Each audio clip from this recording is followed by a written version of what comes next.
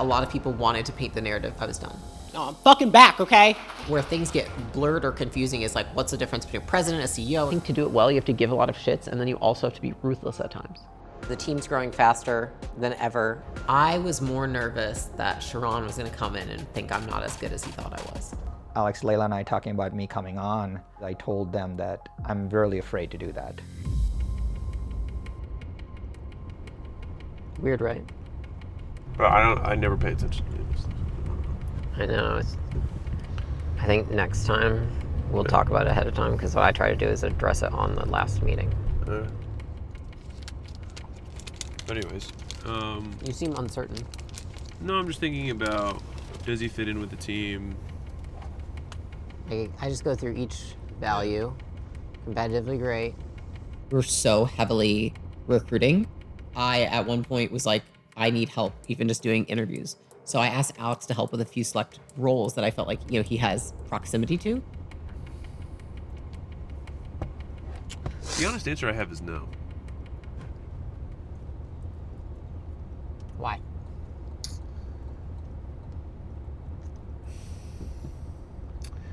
I get work ethic, but not hunger from him.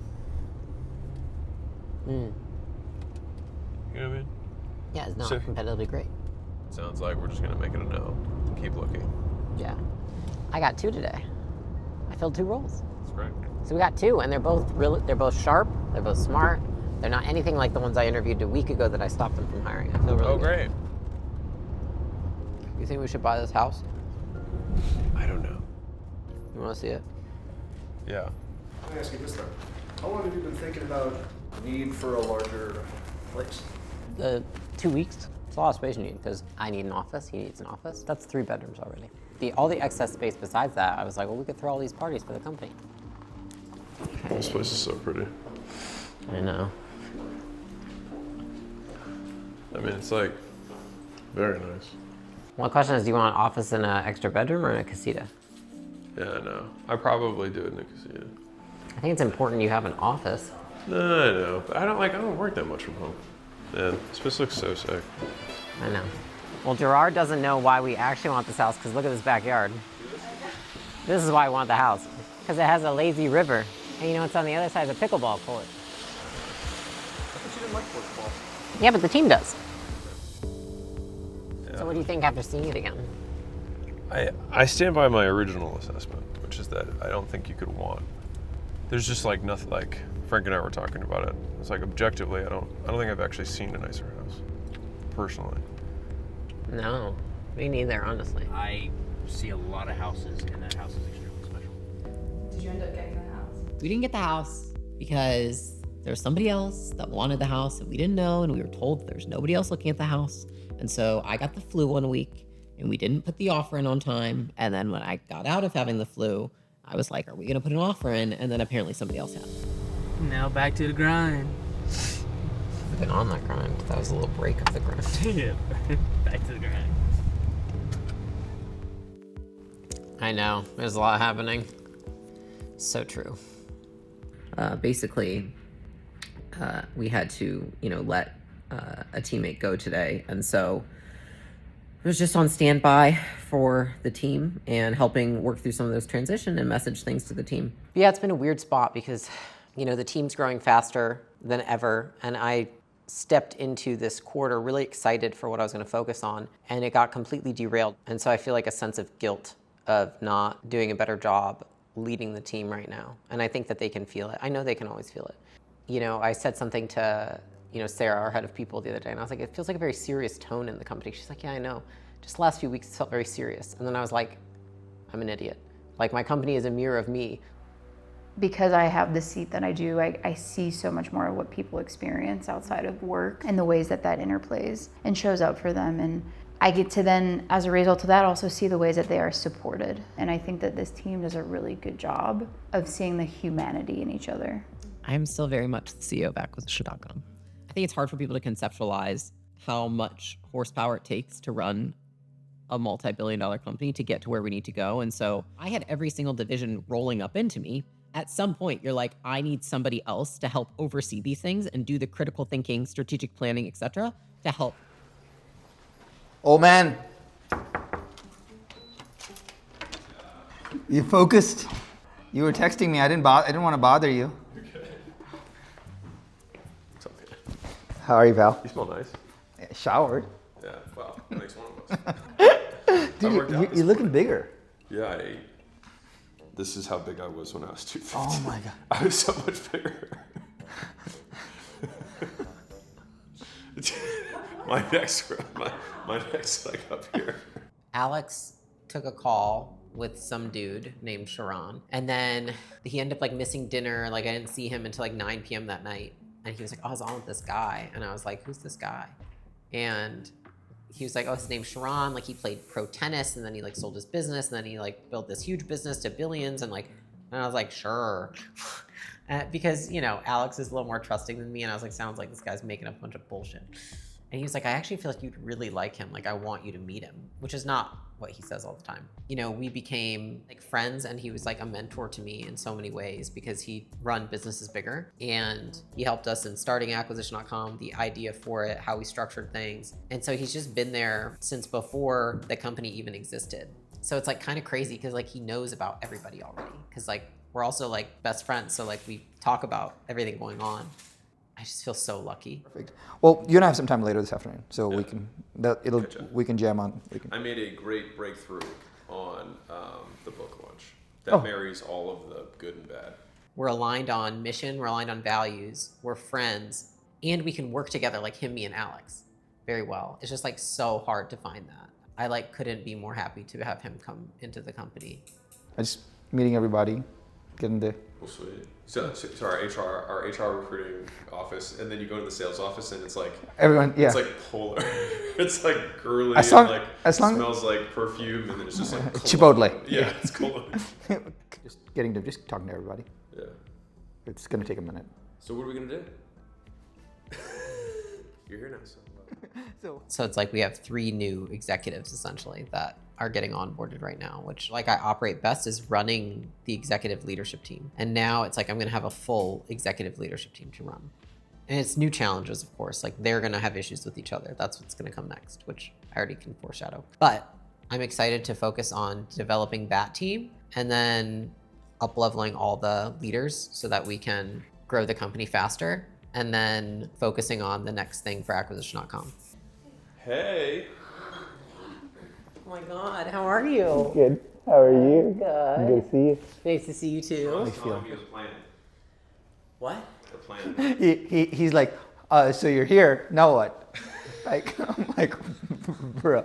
Both of us are partners in the company. We just happen to have roles in the company as well. Where things get blurred or confusing is like, what's the difference between a president, a CEO, etc. What's the job of CEO? It's like vision, people, money. When Sharon and I met, we talk. It's like, okay, here's how we're gonna kind of do those things together. And so it's been a lot of conversations, a lot of stuff going into it, but I love what I do. It's funny, you know, like people see a vlog and they see me in pain and me dealing with stuff and all this, but like, that's life. A lot of people, because one thing bad happens, they let it affect everything else. And I think people are so used to seeing that and wanting people that are successful to fall that a lot of people wanted to paint the narrative that I was done. You'll see Alex's favorite way to delegate is just to decide it's not a problem. To just be like, no, I don't think it's a problem. And then just see who decides it is. It's really special to step in and say, hey, I got it. Hey, go rest. And I'll be really honest, I think 20 years ago, I probably did not have the experience, the wisdom, the skills, the chops to be able to step in and do that. But in a lot of ways, I think the world works in mysterious ways. And it says, hey, she needed you the most now, and I'm probably ready now, where I feel like she has enough trust and faith in me, not just because we're some close friends and almost best friends, but because we've almost kind of been partners for the last 6+ years in a very different way. So good. All right. We have Sarah next. Okay, I gotta go. She can come. I'll throw the vibe off. They're like my team. Oh, they're your team? Oh, I thought it was our team. Hey, you come. It's just like, I thought it was your gym. I thought it was our gym. Yeah. I thought it was our company. It's so good. I feel honored is like a kind of trite word, but I was so happy to say, hey, I'm gonna step in while you go recover. And that made me feel super good. I'm always worried I'm gonna get an HR complaint. I think you're okay. Team, yeah. We were going to go to our Let's go. Because they're in a meeting in that one. Yeah, of course. Let's go. She wants to come. Come on. She feels obligated that if she comes, that I'm gonna come, and she's like, I'm gonna throw off the vibe. So she's like, it's better that if neither of us come. No, than if no. all three of us come. Dude, no.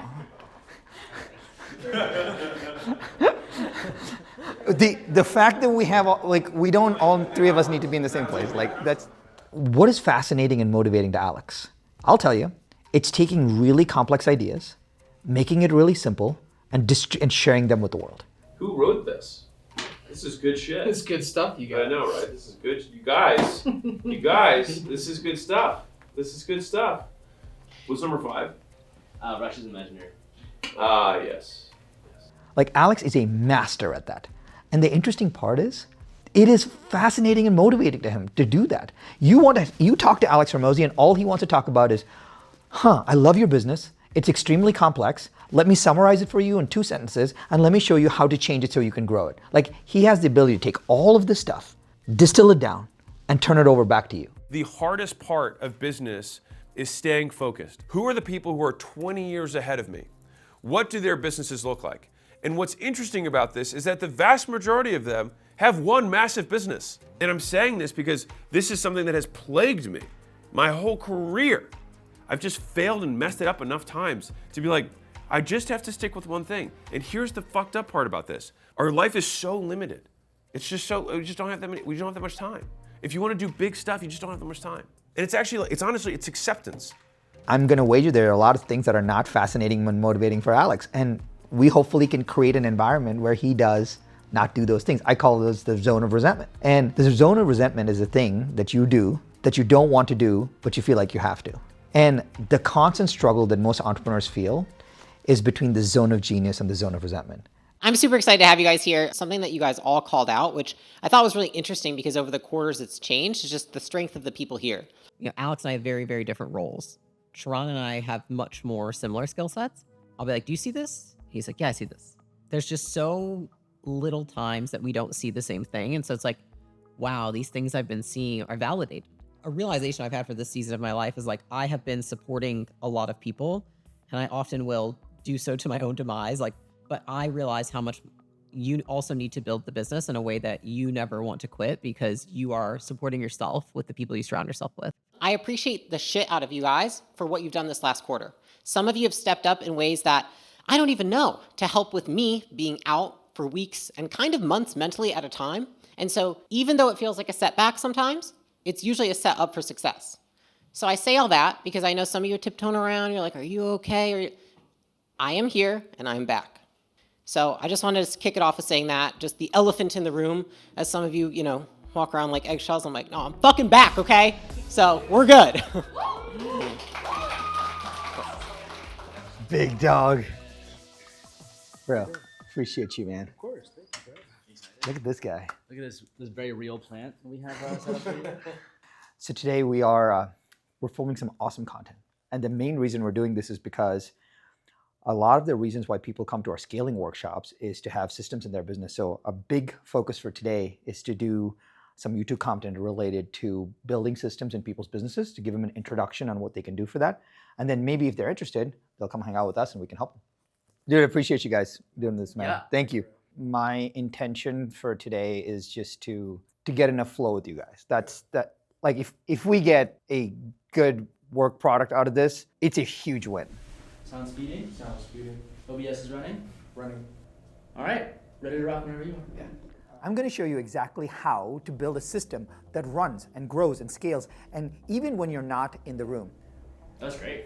I think you absolutely nailed the tone. I want to say one of the things that I love about what Layla does is, let's do the end of week reports. Okay. Let me tell you one thing that I love on what Layla does. In all her end of week reports, instead of requesting them at the end of the week on Friday, she requests them at the end of the week on Thursday, because now she has the time on Friday to work through it and kick off the weekend and the next week in a really positive way. She has a deadline, and that gives her that success metric. Perfect. Okay. I don't think running a company is for everybody because you give I think to do it well, you have to give a lot of shits, and then you also have to be ruthless at times. And I have to be able to oscillate between those two. Last week I had to be ruthless multiple times and I have to put on that hat and be like, I'm fucking get this shit done.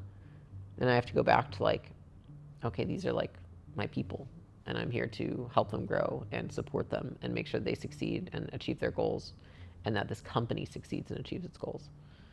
It's like a very weird spot to oscillate between those two energies. It's like a very feminine energy, a very masculine energy. I think like bridging those two together is what makes anybody good at leading a team.